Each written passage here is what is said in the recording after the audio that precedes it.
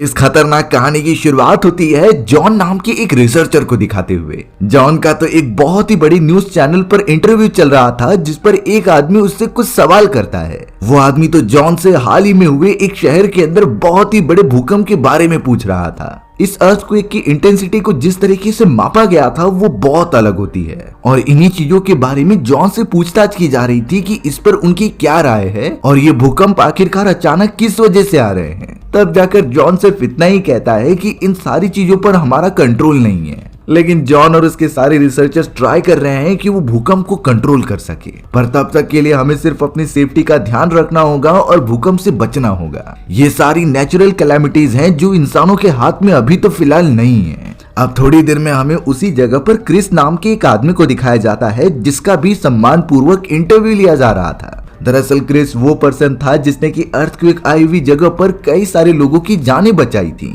एक तरीके से वो उन सभी का हीरो कहलाने लगा। लेकिन क्रिस कुछ ऐसा जानता था जो वो किसी को बता नहीं पा रहा होता। शायद उसका सभी लोग मजाक उड़ाएंगे, इसीलिए वो बातें सीक्रेट ही रखता है। क्रिस ने सारे इंटरव्यूज के जवाब एकदम सही दिए और अब हमें यहाँ पर क्रिस की फैमिली के बारे में थोड़ी सी बातें बताई जाती हैं। दरअसल क्रिस की वाइफ का नाम सैरा था। अब यहाँ पर अपनी इतने सालों की रिलेशनशिप छोड़कर वो अब अलग हो रहे होते हैं, यानी कि क्रिस की वाइफ सैरा उससे डाइवोर्स ले रही थी। क्रिस के 2 बच्चे होते हैं, एक का नाम सैम तो दूसरे का नाम जूलिया था। सबसे बुरी बात ये हुई कि दोनों की कस्टडी उसकी वाइफ को मिल चुकी होती है, यानी सैम और जूलिया शहर के अंदर सैरा के साथ ही रहा करते थे। क्रिस तो उसी मोमेंट से एकदम अकेला हो गया था और नॉर्मल जिंदगी गुजार रहा था। एक दिन यहाँ पर जूलिया को अपने फादर की याद आ रही थी, इसीलिए वो सीधा क्रिस से मिलने के लिए चली आई। क्रिस इस बात से खुश हो जाता है, लेकिन वो साथ ही साथ बहुत डर रहा था क्योंकि वो जिस शहर में रहता था उसी शहर में सबसे ज्यादा भूकंप और सुनामी आया करती। फिलहाल के लिए क्रिस जो बहुत ज्यादा खुश था वो अपनी बेटी जूलिया को लेकर अपने घर पर चला जाता है। जूलिया भले ही छोटी थी लेकिन उसका आईक्यू लेवल और दिमाग काफी तेज होता है। वो जब कमरे के अंदर गई तो वहाँ पर क्रिस ने कई सारी फोटोज लगा कर रखी थी। ये बहुत ही अलग अलग लोगों के फोटोज थे जिनके बारे में वो नहीं जानती। तब जाकर जूलिया ने जब क्रिस से पूछा तो वो बताता है कि ये वो सारे लोग हैं जो कि भूकंप और सुनामी के कारण मारे गए और क्रिस भी वहीं पर मौजूद था जो लोगों को बचाने की कोशिश तो करता है लेकिन बहुत सारे लोगों को बचा नहीं पाता। क्रिस एक तरीके से खुद को ही दोष मानने लगा था उन सभी की मौत का, जबकि ये सारी बातें तो जूलिया तक को समझ में आ गई थी कि इसमें क्रिस का कोई हाथ नहीं है। ये सारी चीजें उन सभी मरने वालों के नसीब में थी, इसीलिए वो मर गए। पर क्रिस यही सोचता रह जाता है कि वो उन सारे लोगों को बचा सकता था। क्रिस ने अपनी बेटी जूलिया के साथ बहुत अच्छा टाइम स्पेंड किया, लेकिन अगले दिन वो अपनी बेटी को वापस उसकी मदर के पास भेज देता है क्योंकि ये जगह बहुत खतरनाक है और क्रिस नहीं चाहता कि उसकी वजह से उसकी बेटी की भी जान खतरे में पड़े। तो यही उसके लिए अच्छा डिसीजन होगा कि जूलिया को वापस सैरा के पास भेज दिया जाए। अगले दिन वो ऐसा कर भी देता है और जूलिया को उसकी मदर के पास रवाना कर देता है। अब हमें यहाँ दूसरी तरफ सेल नाम का एक आदमी दिखाया जाता है जो किसी अजीब तरीके के टनल में अंदर जा रहा था। सेल एक रिसर्चर होता है जिसे कुछ इंपॉर्टेंट बातें पता चली थी और वो इन्हीं चीजों के बारे में कंफर्मेशन के लिए अंदर जा रहा होता है, लेकिन थोड़ी ही देर में अचानक वहाँ पर एक हाई मैग्नीट्यूड वाला भूकंप आया। सेल अब काफी अंदर होता है, इसीलिए वो समझ गया कि अब उसके साथ क्या होने वाला है। ये इतना तेज भूकंप था कि वो पूरी गुफा एकदम से ढह जाती है। बेचारे सेल को अपने एक साथी के साथ वहाँ पर दबकर अपनी जान गंवानी पड़ी। अगले दिन इन चीजों के बारे में न्यूज में पता चलता है कि सेल नाम का एक आदमी और उसका एक साथी इस दुर्घटना में मारे गए। बाद में पता चलता है कि क्रिस तो सेल का दोस्त हुआ करता था। अपने दोस्त की इस तरीके से मृत्यु के कारण क्रिस एकदम से उदास हो गया। क्रिस बिल्कुल नहीं समझ पाता कि ये सारे भूकंप इतनी जल्दी और हाई मैग्नीट्यूड पर कैसे आ रहे हैं। तभी अचानक क्रिस को एक पार्सल मिलता है जो और किसी ने नहीं बल्कि सेल ने ही भेजा था। वो तो उसे ओपन करके देखने लगा कि उसके अंदर आखिरकार क्या मौजूद हो सकता है। दरअसल सेल ने अपनी कई सारी रिसर्च इन्वेस्टिगेशन उसके अंदर इंक्लूड की थी जो रिलेटेड होती हैं भूकंप और सुनामी से। क्रिस तो उन सभी को बहुत इंपॉर्टेंस देकर पढ़ने लगा क्योंकि ये जरूरी होता है। सेल ने तो रिसर्च के अकॉर्डिंग बताया था कि उस गुफा के पास 6 मैग्नीट्यूड वाला अर्थक्वेक डिटेक्ट किया गया था और ये बहुत जल्दी हुआ जहाँ काफी ज्यादा नुकसान झेलना पड़ा था। लेकिन यहाँ सेल ने अपनी रिपोर्ट्स और सारे इन्वेस्टिगेशन से ये फाइनल किया होता है कि सिटी के अंदर 10 से भी ज्यादा विक्टर स्केल के ऊपर भूकंप आने की संभावना है और ये भूकंप कई सारे लोगों की जानें ले लेगा। इसीलिए हमें इसके लिए तैयार रहना होगा और सभी को वहां से इवैक्यूएट कराना होगा। अब यहाँ क्रिस को इतना टेंशन आ गया था इसीलिए क्योंकि उसके वाइफ और फैमिली वाले उस जगह से ज्यादा दूर पर नहीं रहते। अगर भूकंप आएगा तो उन सभी की जान जाने का खतरा हो सकता था। इसीलिए क्रिस यहाँ रिपोर्ट्स लेकर पूरी कोशिश करने लगा कि इसे ऑन एयर लेकर जाया जाए और इसके अगेंस्ट कुछ कार्यवाही की जाए जिससे सिटीजन्स को इवैक्यूएशन प्रोसेस के अंडर डाल सकें। क्रिस को तो अब यहाँ पर बहुत ही ज्यादा टेंशन आने लगी थी और वो अपने सारे सिटीजन्स और परिवार वालों को बचाना चाहता था। इसीलिए क्रिस वो सारी रिपोर्ट्स लेकर सीधा चला गया होता है उस प्राइवेट ऑर्गेनाइजेशन में जहाँ पर क्रिस और उसका दोस्त सेल काम किया करते थे। क्रिस की मुलाकात वहाँ के एक मैनेजर जॉन से होती है। ये वही आदमी था जो कहानी की शुरुआत में इंटरव्यू दे रहा होता है। क्रिस ने तो यहाँ जॉन को सारी रिपोर्ट्स दे दिए कि किस तरीके से सेल ने इन्वेस्टिगेशन करके इन बातों का पता लगाया था कि कुछ समय के अंदर ही हाई मैग्नेटिक स्केल के भूकंप आने वाले हैं और सेल की मौत जिस गुफा में दबकर हुई वो भी इसी अर्थक्वेक की वजह से था। लेकिन जॉन यहाँ पर क्रिस को अपनी एडवांस टेक्नोलॉजी के बारे में समझाता है। उसने कहने लगा कि हमारे पास ऐसी मशीन है जो भूकंप आने से पहले ही हमें बता देती थी और तो और हम उस वाइब्रेशन के भी बहुत करीब हैं जब हम भूकंप को कंट्रोल कर पाएंगे। इन सारी चीजों के बाद जॉन क्रिस से कहता है कि तुम्हारे दोस्त सेल की मौत गुफा के अंदर भूकंप के कारण नहीं हुई बल्कि वो तो गलती से कंस्ट्रक्शन वहां पर चालू हो गए थे और उसके धमाके के कारण ही वहां इतना बड़ा ब्लास्ट हुआ। एक तरीके से जॉन ने क्रिस के दोस्त सेल की सारी रिपोर्ट्स बेकार बता दी होती हैं। इस बात से क्रिस बिल्कुल भी सेटिस्फाई नहीं था, इसीलिए वो अपनी और इन्वेस्टिगेशन करने के लिए सीधा सेल के घर पर चला जाता है। सेल के घर पर उसकी बेटी मैरी मौजूद थी।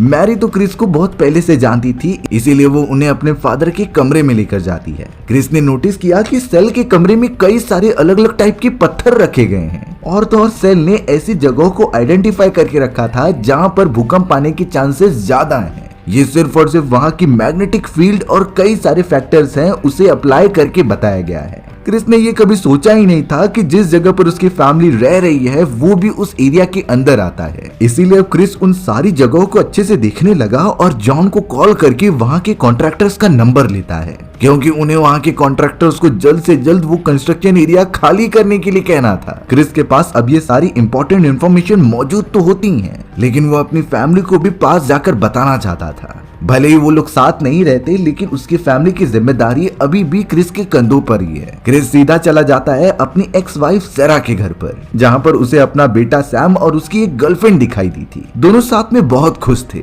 क्रिस भी यहाँ पर अब सेरा के पास आकर उसे बताने की कोशिश तो करता है लेकिन सेरा ने टॉपिक ही चेंज कर दिया था। सेरा कहने लगी कि आज तुम्हारी बेटी जूलिया का डांसिंग कंपटीशन है और सेरा यहाँ पर क्रिस को इनवाइट करती है उसकी बेटी का डांस देखने के लिए क्योंकि इससे जूलिया बहुत ज्यादा खुश हो जाएगी। क्रिस भी सारी चीजें भूल गया था और वो तो सिर्फ अपनी बेटी को डांस करते हुए और एंजॉय करते हुए देखना चाहता था। क्रिस इस बात से खुश होकर मान जाता है। सेरा तो अब यहाँ जूलिया के स्कूल में मौजूद थी जिसने कि उसे बता दिया होता है कि आज तुम्हारे फादर भी तुम्हारा डांस देखने के लिए आएंगे। जूलिया इतना ज्यादा खुश हो गई क्योंकि वो एक्साइटेड थी अपने फादर को अपना डांस दिखाने के लिए। पर हमें यहाँ क्रिस दिखाया गया जो उन्हीं टारगेटेड लोकेशन जो कि सेल द्वारा किए गए थे उनके रिसर्च पेपर्स को बहुत बारीकी से देख रहा था। क्रिस तो अब और ज्यादा इंफॉर्मेशन पता करने के लिए सेल के घर पर आ चुका था और अब वो तो सेल की बेटी मैरी से जबरदस्ती करता है कि तुम मुझे उस टनल की तरफ लेकर जाओ जहाँ तुम्हारे फादर मरे थे। मैरी उस टनल से बहुत ही ज्यादा नफरत करती थी क्योंकि उसी ने सेल की जान ली है, लेकिन क्रिस के बार बार रिक्वेस्ट करने के कारण मैरी मान जाती है और वो दोनों निकल पड़े थे टनल के अंदर।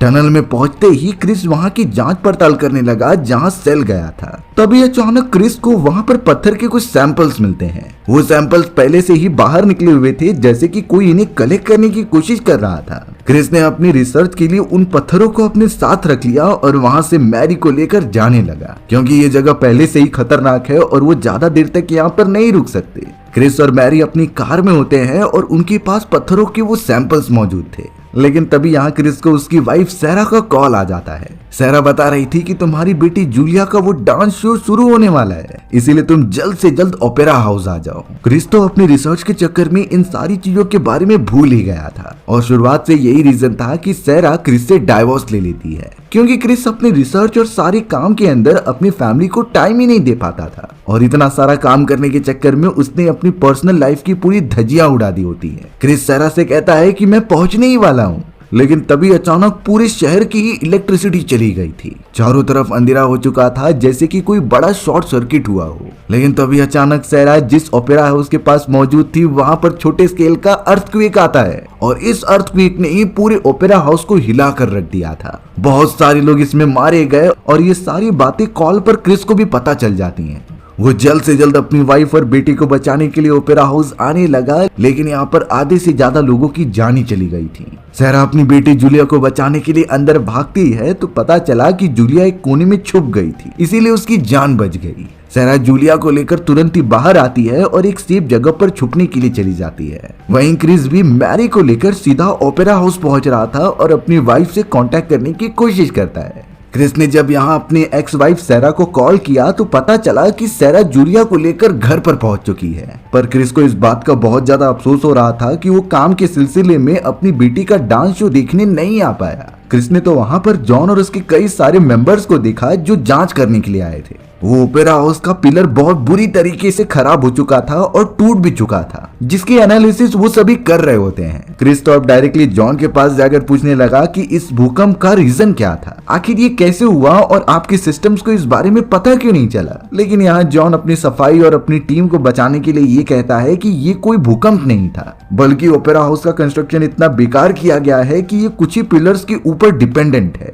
अगर जरा सा भी छोटा भूकंप आ गया तो ये नहीं टिकने वाला। यानी कि जॉन अपनी टीम की गलती नहीं बल्कि ओपेरा हाउस के इन कमजोर पिलर्स को दोष दे रहा था। क्रिस इस बारे में समझ जाता है, इसीलिए वो जॉन से ज्यादा डिस्कशन नहीं करता और वहां से सीधा चला जाता है अपनी एक्स वाइफ सैरा के पास। सैरा बहुत ही ज्यादा रो रही थी क्योंकि आज उसकी बेटी की जान जाते हुए बची। क्रिस तो यहाँ पर सैरा से आके माफी मांगता है जो उसने अपनी लाइफ में कभी नहीं मांगी थी, क्योंकि वो अपनी फैमिली के लिए बहुत ही ज्यादा फिक्र किया करता था और उनके साथ रहना चाहता था। सैरा क्रिस के इमोशंस को समझ जाती है, इसीलिए वो उसे गले लगाकर शांत कराने लग जाती है। क्रिस को अच्छा इसलिए लगता है क्योंकि इतने समय बाद सैरा उसके ऊपर भरोसा कर रही है और उसका साथ दे रही है। क्रिस को अच्छा इसलिए लगता है क्योंकि इतने समय बाद सैरा उसके ऊपर भरोसा कर रही है और उसका साथ दे रही है।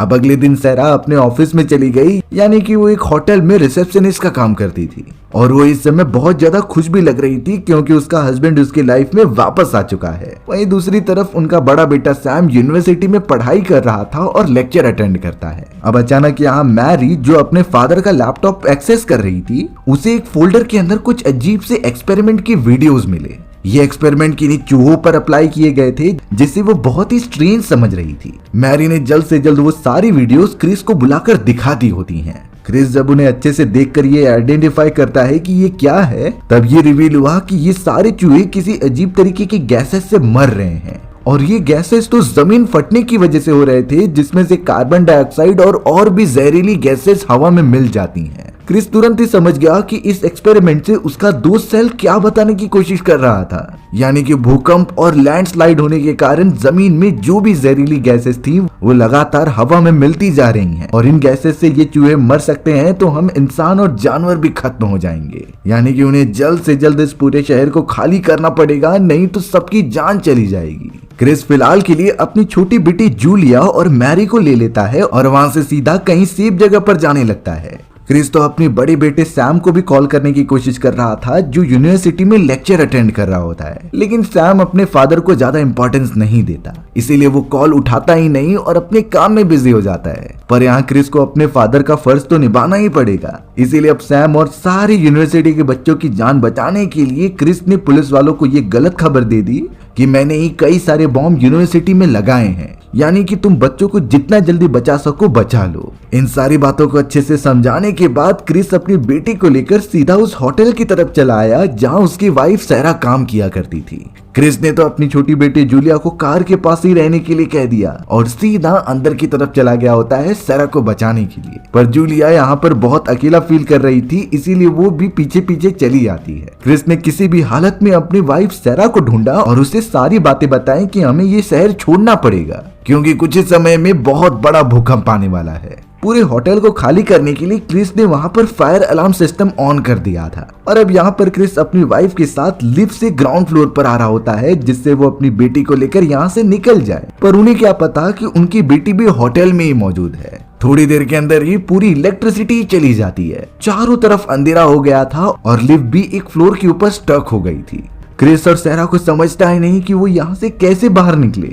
लेकिन अच्छी बात यह हुई कि पावर बैकअप होने के कारण लिफ्ट ओपन हो जाता है। लेकिन अब यहाँ पता चला कि जूलिया एक जगह से कुछ नोटिस करते हुए देख रही है, क्योंकि उन्हें सामने की तरफ ही दिखाई दे रहा था कि एक बहुत ही बड़ा भूकंप आ रहा है। और इस भूकंप का रिक्टर स्केल तो बहुत ही ज्यादा लग रहा था, जैसे कि ये पूरी पृथ्वी को ही तबाह कर दे।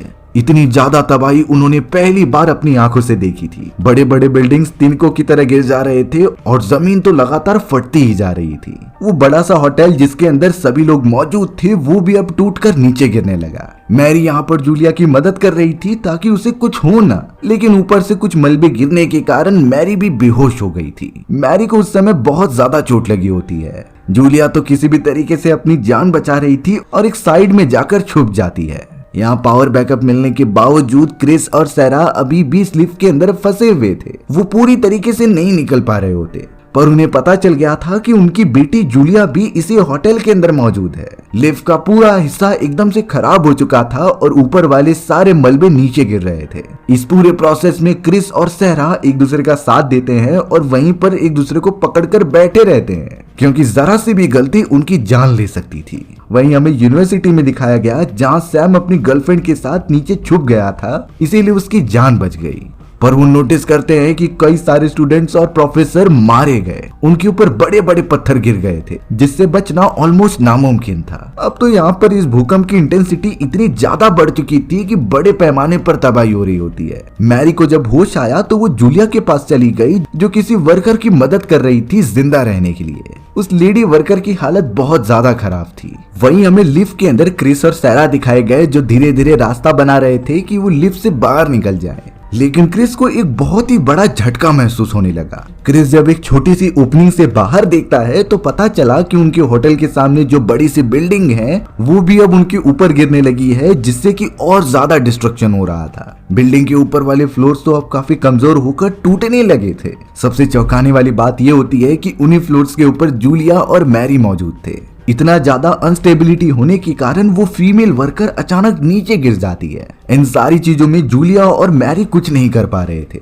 मैरी तो अभी भी जूलिया को पकड़कर ऊपर की तरफ मौजूद थी, क्योंकि जूलिया की जान बचाना इम्पोर्टेंट है। क्रिस यहाँ पर समझ चुका था कि उसकी बेटी टॉप फ्लोर पर है, क्योंकि उसके चिल्लाने की आवाज जो आ रही थी। लेकिन उसे ये भी समझ गया था कि बिल्डिंग का बेस एकदम से डिस्ट्रक्ट हो चुका है और कभी भी ये पूरी की पूरी बिल्डिंग कोलैप्स हो सकती है, तो उन्हें यहाँ से निकलना होगा चाहे कुछ भी हो जाए। अब यहाँ क्रिस और सैरा डिसाइड करते हैं कि वो इसी लिफ्ट की लगी हुई रस्सियों की मदद से ऊपर की तरफ जाएंगे। ऊपर के फ्लोर्स पर जाने पर ही वो अपनी बेटी जूलिया को बचा सकते थे, लेकिन रास्ते में एक बड़ा सा पत्थर आकर सैरा के पैर पर लग जाता है। सैरा अब इसकी वजह से ठीक से चल भी नहीं पा रही थी, पर क्रिस वहां मौजूद था, जो इस समय में भी सैरा की मदद करता है ऊपर चढ़ने के लिए। भूकंप के झटके अभी भी उन्हें महसूस हो रहे थे, जो इतने बड़े पैमाने पर होते हैं कि खत्म होने का नाम ही नहीं ले रहे थे। फिर भी क्रिस और सैरा अपनी बेटी को बचाने के लिए ऊपर की तरफ जा रहे होते हैं।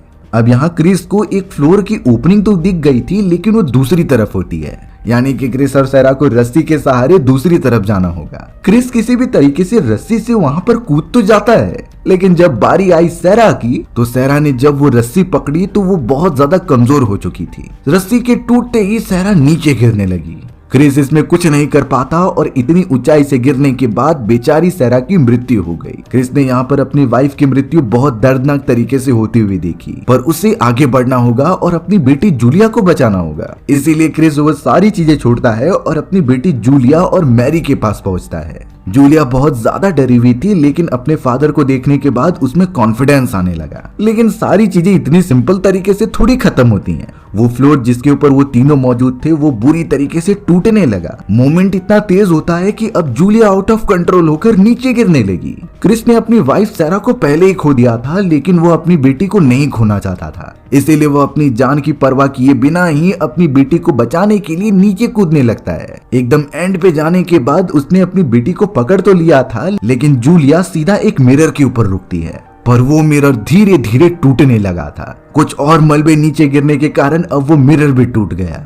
जूलिया जैसे ही गिरने वाली थी तभी क्रिस ने वहां पर आकर उसका हाथ पकड़ लिया होता है। पीछे से मैरी भी आ गई उनकी मदद करने के लिए। दोनों मिलकर किसी भी तरीके से जूलिया को ऊपर खींचते हैं और उसकी जान बचाते हैं। फिलहाल के लिए वो फ्लूट टूटकर नीचे नहीं गिर रहा था, बल्कि वो एक जगह पर अटका हुआ होता है। और क्रिस ने यहाँ नोटिस किया कि धीरे धीरे अर्थक्वेक की इंटेंसिटी कम होती जा रही है, यानी कि अर्थक्वेक रुक गया है। क्रिस को यहाँ से जाने का रास्ता पता था, इसीलिए वो दोनों को जल्द से जल्द वहां से लेते हुए नीचे की तरफ पहुंच गया। एक झटके में पूरी की पूरी सिटी ही खत्म हो चुकी होती है। ये नजारा इतना डरावना था कि क्रिस अपनी कभी जिंदगी में नहीं भूलेगा। मैरी तो यहाँ सीधा अपने फादर के ऑफिस में आती है और उनके किए गए रिसर्च को बहुत मायूस तरीके से देखने लगती है, क्योंकि मैरी के फादर को इतनी सारी चीजें पता थी, लेकिन उन्होंने किसी से शेयर नहीं किया। रीजन ये होता है क्योंकि कोई भी उनकी बातों पर भरोसा कर ही नहीं रहा था। इसीलिए सेल ने डिसाइड किया होता है कि जब तक वो एकदम एग्जैक्ट सॉल्यूशन ना निकाल ले, तब तक वो ये किसी को नहीं बताएगा, इवन अपनी बेटी मैरी को भी नहीं।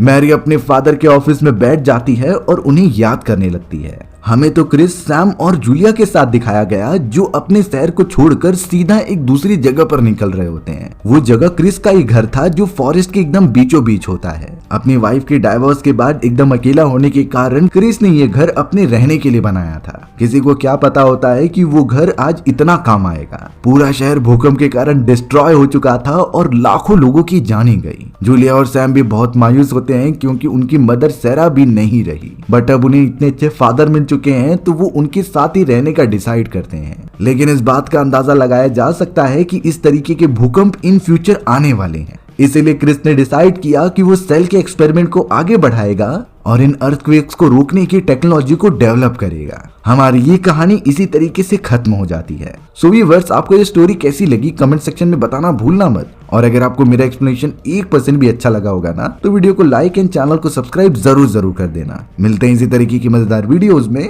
तब तक के लिए बाय बाय।